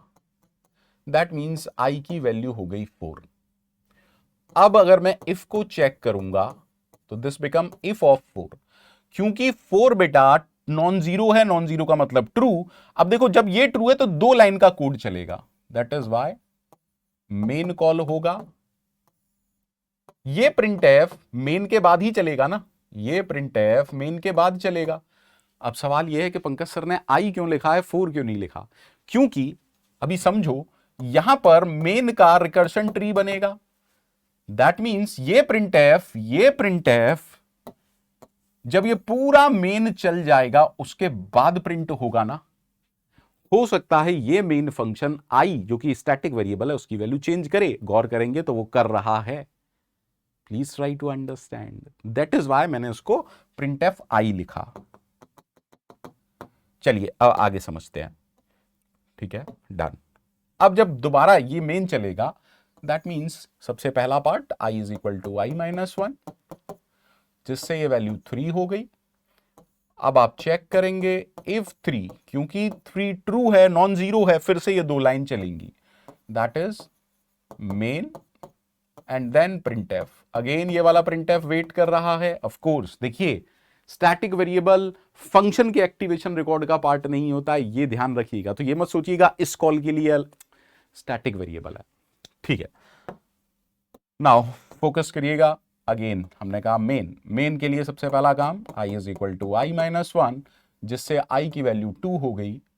अब हमने कहा इफ 2, ओके, क्योंकि 2 ट्रू है, दैट मीन्स फिर से दो लाइन चलेंगी, मेन और प्रिंटफ आई, ठीक है। अब जब मेन चलेगा तो सबसे पहला काम i is equal to i minus 1, so this will become 1। और अब आप कह रहे हो इफ 1, अगेन 1 नॉन जीरो है, that is why main and printf i दो लाइन चलेंगी, ओके। अब जब ये वाला मेन चलेगा, ये सबसे पहले करेगा i is equal to i minus 1, this will become 0। अब अगर मैं कहूं इफ 0, क्योंकि 0 का मतलब फॉल्स है, ये दो लाइन नहीं चलेंगी। अब कहानी आती है आउटपुट कैसे आएगा। अरे देखो, इतना पार्ट तो चल चुका, अगर आप गौर करेंगे ये जो भी मैंने किया ये पार्ट तो चल चुका, इसलिए तो मैं कर रहा था। ये देखिए, ये पार्ट ऑलरेडी चल चुका है। Are you getting this? ये पार्ट ऑलरेडी एग्जीक्यूट हो चुका है। दैट मीन्स अब सबसे पहले ये वाला प्रिंटफ आई की वैल्यू 0 हो चुकी, यानी कि ये क्या प्रिंट करेगा, 0। अच्छा, और ये क्या प्रिंट करेगा? ये सारे प्रिंटफ आई 0 ही प्रिंट करेंगे, that is 0 0 0 and 0. So what is the output? Output is 0 0 0 0. उम्मीद करता हूं आप लोगों की समझ में आया हो कि आंसर 0 0 0 0 क्यों है। समझ में आया या नहीं आया, कमेंट ज़रूर करिएगा। और इसी तरीके से आपको स्टैटिक वेरिएबल्स में काम करना है, ठीक है। चलिए आगे देखते हैं, अच्छे से समझते हैं। बहुत अच्छे से काम करिएगा और कुछ समय के लिए भूल जाइएगा। देयर इज ये अभी फंक्शन, इस पर ध्यान मत दीजिएगा, गेट केयर क्या होता है, ठीक है। डोंट वरी, कुछ नहीं होता। अगर पता है बहुत अच्छी बात है, नहीं पता तो भी कोई बुराई नहीं है। अब इस क्वेश्चन को सॉल्व करने का प्रयास कीजिए। वीडियो पॉज किया कीजिए। मेरे सेशन जब भी हों, एक डायरी, रजिस्टर, कुछ भी रजिस्टर वगैरह लेके बैठा कीजिए, कॉपी पेन। ऐसे नहीं कि, है ना, भाषण सुनने थोड़ी ना आए भाई, पंकज सर चलो आज भाषण देंगे, सुनते हैं, ऐसा काम नहीं करना है, ठीक है।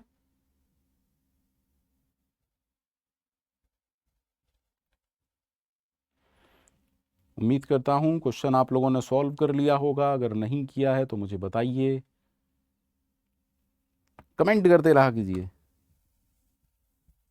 ठीक है, कमेंट करते रहा कीजिए। चलिए सॉल्व करते हैं। देखिए मेन का काम क्या है, फन ऑफ 4 3 की जो भी वैल्यू आएगी वो प्रिंट करेगा। तो बेसिकली हमें फन ऑफ 4, 3 की वैल्यू निकालनी है। हमें फन ऑफ 4, 3 की वैल्यू निकालनी है। तो एक्चुअल वैल्यूज हैं 4, 3 और फॉर्मल आर्ग्यूमेंट है ए और बी। अब देखिए, क्या बी 0 है? नहीं। दैट मीन्स ये तो बेस केस हो गया ना। अब वो कह रहा है अगर b mod 2 इक्वल टू 0 है, विच इज नहीं। अरे अगर b mod 2 0 है, दैट मीन्स ये वाला कोड कब चलेगा? When b is even, when b is even. अगर नहीं है तो ये वाला कोड कब चलेगा? When b is odd. Else लगाने की जरूरत नहीं होती रिटर्न के साथ। आई होप इतना पार्ट क्लियर है आप सबको। तो क्योंकि बी ऑड है, ये वाला पार्ट चलेगा। अब समझिएगा, समझिएगा इसका मतलब क्या है। Fun of a plus a plus a का मतलब क्या है, 4 + 4 8 कॉमा b/2, b/2 3/2 हो जाएगा 1 plus a. What is the value of a, 4। अब अगर मैं बात करूं, ये प्लस कब चलेगा, जब यहां पर वैल्यू होगी, यानी कि फन फिर से आपको कॉल करना पड़ेगा। अब मुझे बताइए बी की वैल्यू क्या है, बी की वैल्यू 0 नहीं है, बी की वैल्यू इवन नहीं है, दैट मींस फिर से यही चलेगा। तो इसका आंसर क्या होगा, fun of a plus a, यानी कि 8 और 8 16 comma fun of comma b/2, b/2, so 1/2 is 0 plus whatever be the value of a. इस कॉल के लिए ए की वैल्यू क्या है, 8। अब देखिए ए ये रहा, बी ये रहा, गौर कीजिएगा, अगर बी 0 है तो return 0, that means can I से इस कॉल का रिजल्ट, अरे 0 है और ये 0 रिटर्न होगा, दैट मींस यहां पर आया 0। अब जैसे ही यहां 0 मिला, क्या मैं इस एडिशन को परफॉर्म करा सकता हूं, बिल्कुल करा सकते हैं। दैट मींस इस कॉल का रिजल्ट आ जाएगा 8, और जैसे यहां आया 8 + 4, इस कॉल का रिजल्ट आ गया बेटा 12। सो what is the right answer, right answer क्या है, right answer is option A, that is 12। समझ आ रहे हैं क्वेश्चंस या नहीं?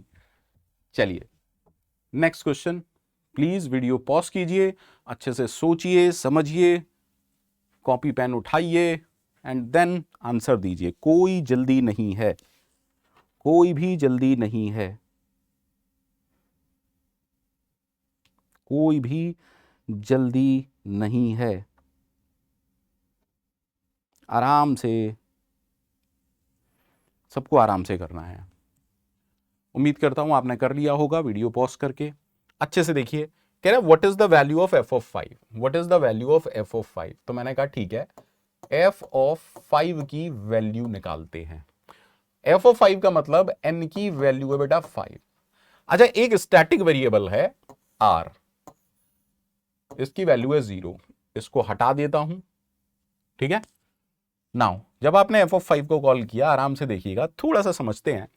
ये कह रहा है n लेस देन 0 पर 1 है, दैट मींस हम ये कह रहे हैं अगर f ऑफ 0 है या f of any negative value, उसका आंसर 1 है, ठीक है, ठीक है। ये कह रहा है n less then 3, less than 3 का मतलब 1 2, देखो 0 के लिए तो ये है 0 और नेगेटिव के लिए तो आंसर 1 है, दैट मींस क्या मैं कह सकता हूं f ऑफ 1 या f ऑफ 2 के लिए ये वाला कोड चलेगा, क्या मैं कह सकता हूं, बिल्कुल कह सकते हैं। और ये वाला कोड कब चलेगा, सर n की वैल्यू 3 हो, 4 हो या 5 हो तो ये वाला कोड चलेगा, ठीक है ना भाई। 3 4 5 के लिए ये हो गया, 1 और 2 के लिए कोड ये हो गया, और 1 से कम के लिए ये हो गया। दैट मींस जब f ऑफ 5 है तो हम कह रहे हैं रिटर्न करो f ऑफ n-1। बच्चे n की वैल्यू अगर 5 है, n-1 हो जाएगा 4 प्लस r।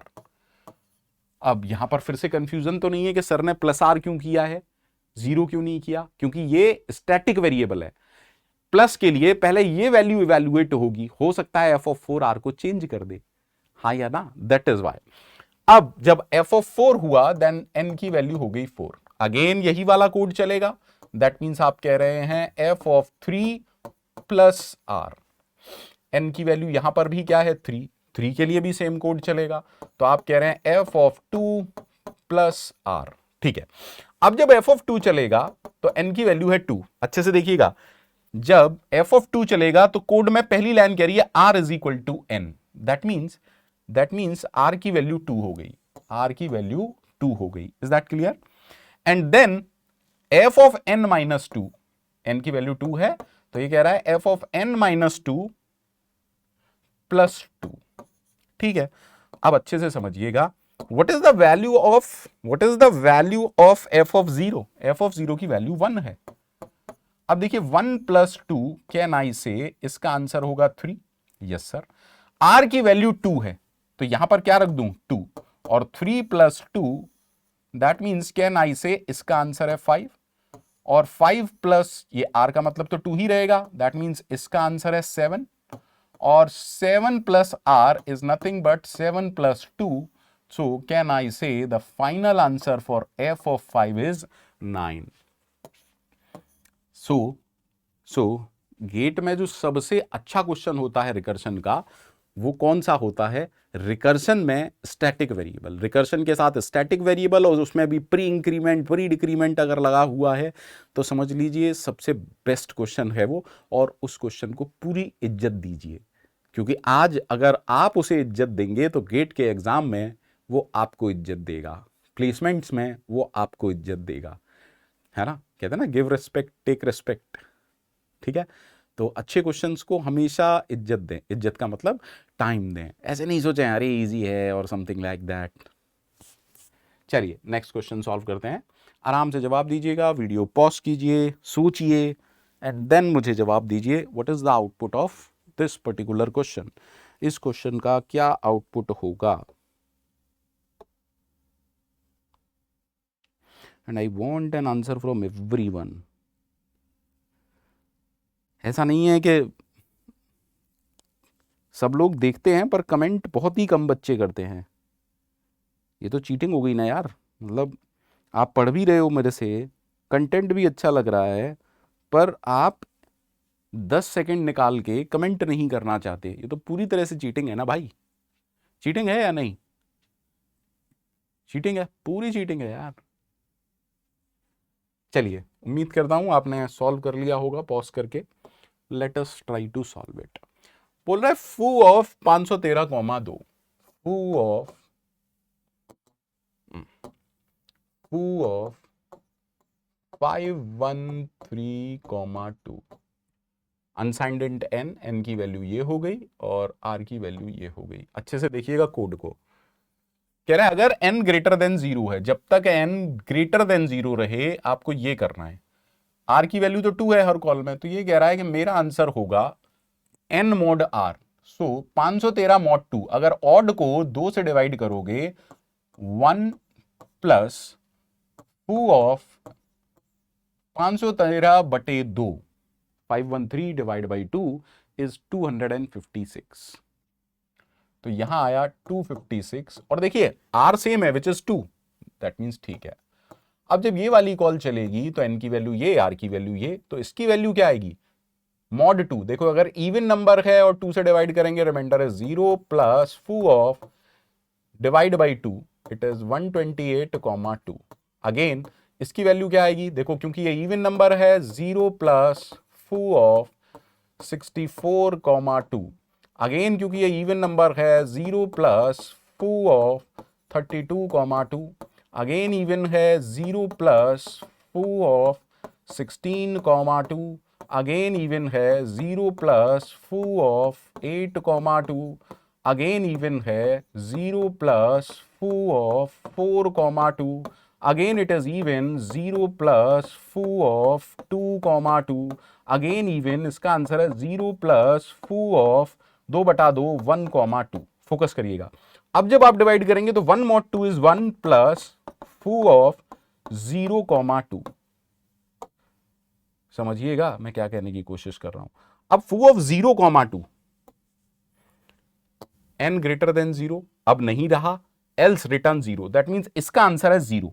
अब देखिए 0 प्लस 1, 0 प्लस 1 इसका आंसर हो गया 1, 0 प्लस 1 इसका आंसर हो गया 1, 0 प्लस 1 इसका आंसर हो गया 1, 0 प्लस 1 इसका आंसर हो गया 1, 0 प्लस 1 इसका आंसर हो गया 1, 0 प्लस 1 इसका आंसर हो गया 1, 0 प्लस 1 इसका आंसर हो गया 1, 0 प्लस 1 इसका आंसर हो गया 1, 0 प्लस 1 इसका आंसर हो गया 1 एंड 1 प्लस 1 इसका आंसर हो गया 2। तो आंसर तो हमारा 2 है, लेकिन अगर गौर से सोचा जाए तो ये फंक्शन कर क्या रहा था? एक्चुअली 513 का जो बाइनरी आएगा उसके सम ऑफ डिजिट्स कर रहा था। बेसिकली आप ऐसे समझो, sum of digits of 513 in binary. तो बाइनरी में जब आप 513 का बाइनरी निकालेंगे तो क्या है ना, उसमें सम ऑफ बिट्स कर रहा है या सम ऑफ डिजिट कर रहा है, या इसको ऐसे भी कह सकते हैं बाइनरी में जीरोस को अगर सम करोगे जीरो ही रहेगा। तो आप ये भी कह सकते हो number of ones in the binary equivalent of 513। अब ऐसा क्यों है सोचिएगा, समझिएगा। अगर आपका डिजिटल अच्छा है तो आपको समझ में आएगा, अदरवाइज कभी मेरे से कह दीजिएगा, I will let you know कि ऐसा क्यों हुआ। क्योंकि मैंने बताया है देखो डिवाइड, मॉड्यूलस और डिवाइड, मॉड्यूलस और डिवाइड जय और वीरू हैं, या ऐसा समझ लो ये बाहुबली और कटप्पा हैं। ठीक है, मतलब गहरी दोस्ती है और साथ में बड़ा मस्त काम करते हैं ये, है ना। वो देखिए ना बाहुबली और कटप्पा जब लड़ते हैं, बाहु, अरे एकदम मजा आ जाता है। ठीक है, देखते हैं समझते हैं। चलिए, मान लीजिए मैंने एक नंबर लिया एंड द नंबर इज 11। मैंने 11 लिया, आराम से समझिएगा। अगर मैं आपसे कहूं 11 मॉड 2, 11 मॉड 2 क्या आएगा? 11 मॉड 2 1 आएगा। Please try to understand. अगर मैं कह रहा हूं मॉड 2 और डिवाइड 2, 11 मॉड 2 क्या आया? 1। अब देखिएगा 11 ये है, मॉड 2 का मतलब क्या आपको याद है? मैंने अच्छे से कराया है ये। मॉड 2 का मतलब लास्ट का bit. Okay, and divide by 2 5 आएगा। 11 डिवाइड बाई 2 5 आएगा, लेकिन 5 को कैसे लिखते हैं बाइनरी में? 101। देखिए ये रहा डिवाइड का आंसर, एंड डिवाइड बाई 2 ये रहा, एंड मॉड 2 ये रहा। दैट मीन मॉड 2 आपको क्या कर रहा है? लास्ट का बिट, और डिवाइड बाई 2 क्या कर रहा है? Remaining bit. डिवाइड बाई 2 क्या कर रहा है? Remaining bit. अब समझिएगा फिर से, अगर n 5 है, अब मान लीजिए n 5 है, ठीक है, n इज 5 नाउ। अब अगर मैं इस 5 पर काम करूं और फिर से पूछूं 5 मॉड 2, तो मेरे हिसाब से 1 आना चाहिए। बिल्कुल सही है भाई, 5 पर अगर काम कर रहे हैं तो 5 मॉड 2 क्या आना चाहिए? देखिए ये रहा लास्ट का बिट, और 5 डिवाइड बाई 2 क्या आना चाहिए? 2। 2 का बाइनरी होता है 10। मजा आ गया सर। अब नंबर आधा हो गया। अगर मैं 2 की बात करूं तो 2 मॉड 2 क्या आता है? 0। Please understand, 2 mod 2 is 0। ये रहा मॉड का आंसर, और 2 डिवाइड बाई 2 क्या आएगा? 1। ये रहा वो आंसर। तो please try to understand. Internally अगर मैं कह रहा हूं f ऑफ 11,2, तो आप कह रहे हैं 11 मॉड 2 प्लस फू ऑफ 11 बाई 2 कॉमा 2। तो ये मॉड 2 क्या कर रहा है? लास्ट का बिट। बेसिकली एक तरीके से आप ऐसा समझो ना, ये हो गया लास्ट का बिट प्लस फू ऑन। तो बेसिकली अगर अगर मैं इसको एग्जीक्यूशन दिखाने की कोशिश करूं तो आप यही तो कह रहे हो, 1 प्लस फू ऑफ 101,2। तो हर बार जब लास्ट का बिट आता रहेगा तो फाइनली क्या आएगा? 1 प्लस। जैसे अब इस पर मैं काम करूंगा तो वो क्या आएगा? लास्ट का बिट 1 प्लस फू ऑफ 10,2। इसका आंसर क्या आएगा? लास्ट का बिट दैट इज 0 प्लस फू ऑफ 1,2। तो फाइनली ये बिट्स ही तो ऐड होके आ जाएंगे। दैट इज वाई वो फंक्शन क्या कर रहा था, उम्मीद करता हूं सबकी समझ में आ गया होगा। लेकिन आर देखिए, आर क्या था? बेस। आर यहां पर क्या था? बेस। तो ये सब बाइनरी में चल रहा था। सर ये तो ऑक्टल में भी हो सकता था, डेसिमल में भी हो सकता था। Please try to understand. चलिए, अब अगर आप अगले क्वेश्चन को देखेंगे, सॉल्व करेंगे, मजा आएगा। So please try to solve this particular question. आराम से करिएगा, कोई जल्दी नहीं करनी है किसी को भी।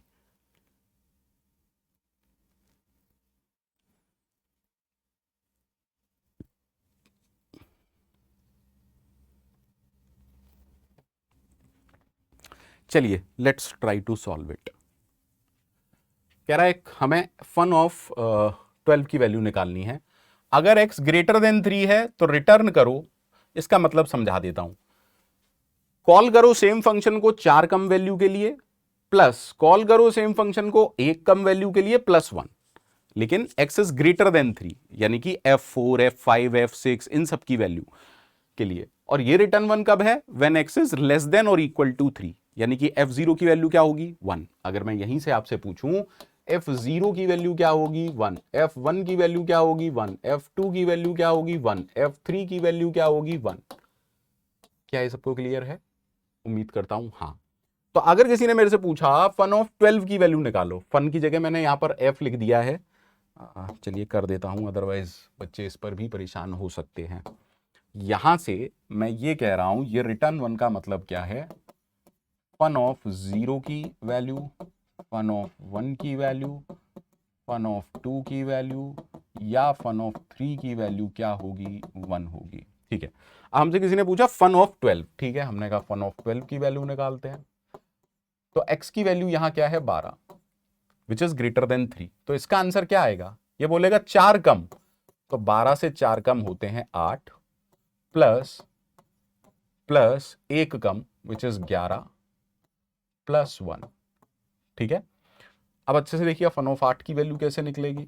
फन ऑफ 8 की वैल्यू निकलेगी 4 कम प्लस 1 कम प्लस 1। अभी मैं 11 की इसको एज इट इज लिखा रहने दे रहा हूं। फन ऑफ 4 की वैल्यू कैसे निकलेगी, फन ऑफ 4 की वैल्यू निकलेगी fun of 0 plus fun of 3 plus 1।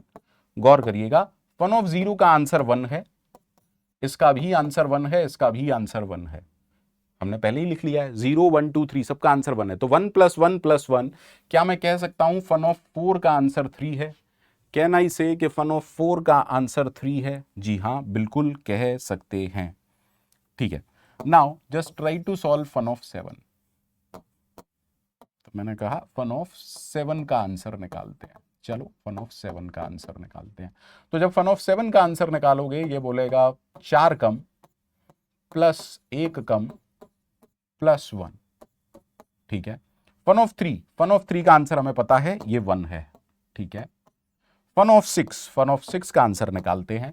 तो ये बोलेगा मेरे से 4 कम विच इज 2 प्लस मेरे से 1 कम which is 5 plus 1। Fun of 2 का आंसर हमें पता है, दैट इज 1। फन ऑफ 5 का आंसर निकालते हैं। तो जब आप फन ऑफ 5 का आंसर निकालोगे, ये बोलेगा मेरे से 4 कम प्लस मेरे से 1 कम प्लस 1। क्या फन ऑफ 4 की वैल्यू हम निकाल चुके हैं? अगर आप गौर करें, फन ऑफ 4 का आंसर 3 है, तो ये 1 हुआ, ये 3 हुआ, ये 1 हुआ, यानी कि फन ऑफ 5 का आंसर है 5। 1 5 और 1 फन ऑफ 6 का आंसर है 7, 1 7 और 1 फन ऑफ 7 का आंसर है 9। अगर इसका आंसर 9 है, इसका आंसर 3 है, आराम से देखिएगा भाई, फन ऑफ 8 का आंसर क्या था, 4 कम प्लस 3 कम प्लस 1, तो 1 को यहां लगा देता हूं। दैट मीन्स फन ऑफ 8 का आंसर आपके पास आ चुका है 9 और 3 12 और 1 13। Am I right? Am I right?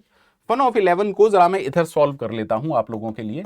Fun of 11, तो फन ऑफ 11 क्या बोलेगा, मैं आपको यह समझाने की कोशिश कर रहा हूं कि आप क्या क्या करेंगे, लेकिन इसको और आसानी से कैसे किया जा सकता है वो भी मैं बताऊंगा।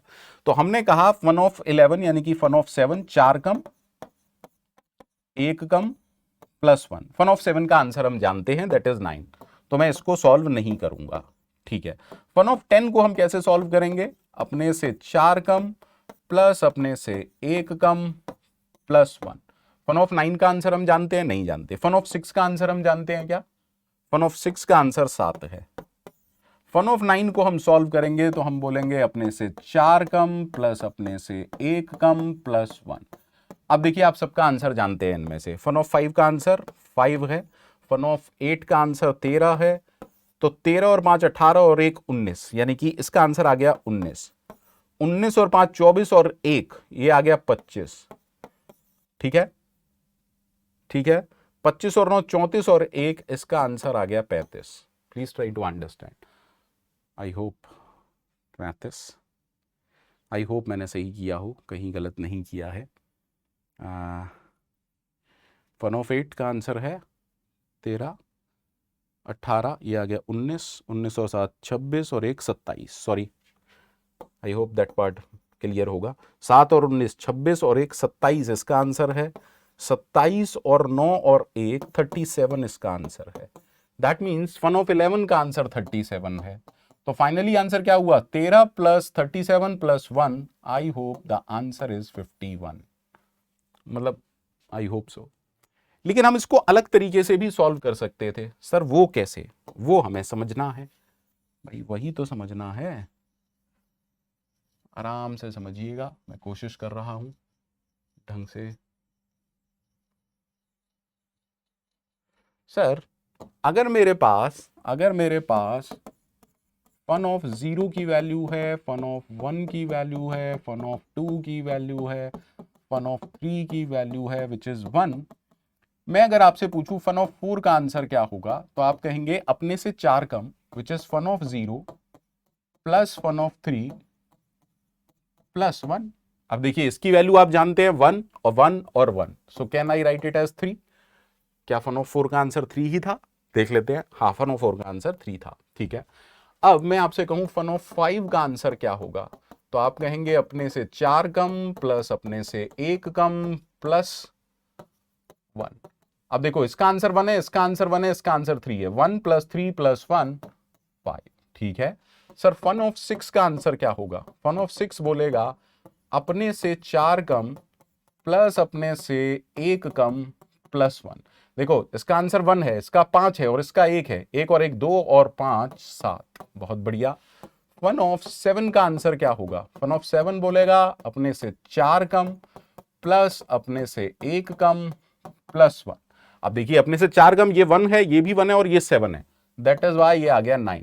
ठीक है, अब फन ऑफ 9 क्या आएगा? Fun of 8 sorry, fun of 8 बोलेगा अपने से 4 कम प्लस अपने से 1 कम प्लस 1। फन ऑफ 4 का आंसर 3 है। 3 + 9 + 1, आई होप दैट इज 13।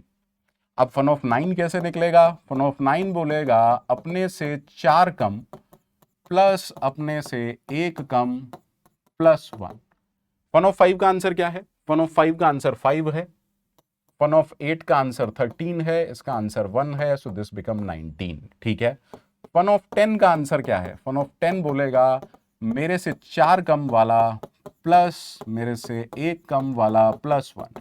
अब देखिए फन ऑफ 6 का आंसर 7 था, फन ऑफ 9 का आंसर 19 था और ये 1 था, तो 20 और 7 27 यहां पर आंसर आया। ठीक है, फन ऑफ 11 का आंसर कैसे मिलेगा? वो बोलेगा अपने से 4 कम, which is fun of 7 plus 1 कम प्लस 1। अब देखो फन ऑफ 7 का आंसर क्या है? फन ऑफ 7 का आंसर है 9।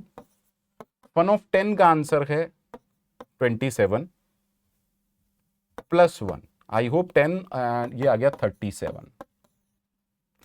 फाइनली जब फन ऑफ 12 की बात आएगी तो ये बोलेगा अपने से 4 कम प्लस अपने से 1 कम प्लस 1। अब देखिए फन ऑफ 8 का आंसर था 13, फन ऑफ 11 का आंसर था 37 + 1, सो फाइनल आंसर क्या आया? 51। यही हमारा आंसर रिकर्शन ट्री से आया था। सो what is the final answer? Sir the final answer is 51।